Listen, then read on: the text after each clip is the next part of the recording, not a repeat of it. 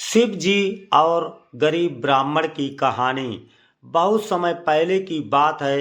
एक छोटे से गांव में एक निर्धन ब्राह्मण रहता था। उसका नाम सोमदत्त था और वह बहुत ही भला आदमी था। उसकी सबसे बड़ी श्रद्धा भगवान शिव में थी। वह प्रतिदिन शिवलिंग का पूजन करता और शिव की महिमा का गान करता। लेकिन उसकी दरिद्रता इतनी बढ़ गई थी कि वह अपना जीवन मुश्किल चला पा रहा था। एक दिन उसने मन में सोचा, भगवान शिव को प्रसन्न करने के लिए मुझे कुछ विशेष करना होगा।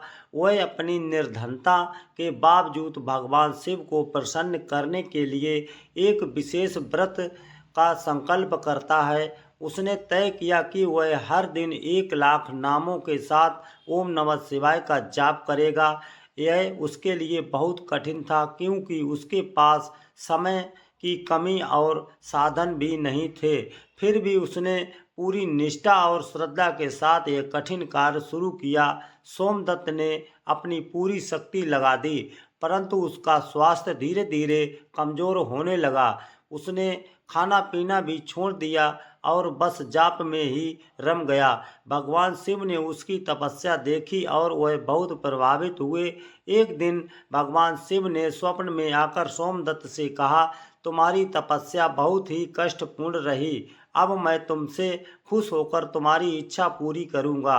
सोमदत्त ने भगवान शिव से कहा, हे प्रभु, मुझे केवल इतना आशीर्वाद चाहिए कि मैं इस दुनिया में सही रास्ते पर चल सकूं और अपने जीवन में शांति प्राप्त कर सकूं।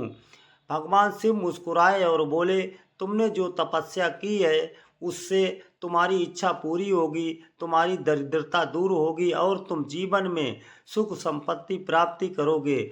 लेकिन तुम्हें एक बात याद रखनी होगी, तुम्हारी असली समृद्धि तुम्हारे दिल की सच्चाई में है, न कि भौतिक साधनों में। इसके बाद भगवान शिव ने सोमदत्त को आशीर्वाद दिया और उसे धन, यश और सम्मान से नवाजा।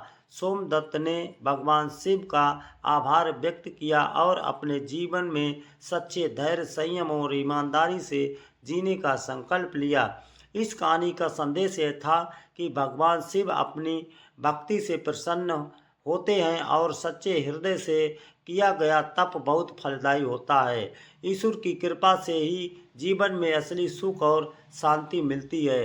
तो प्रेम से बोलिए, जय भगवान शिव की।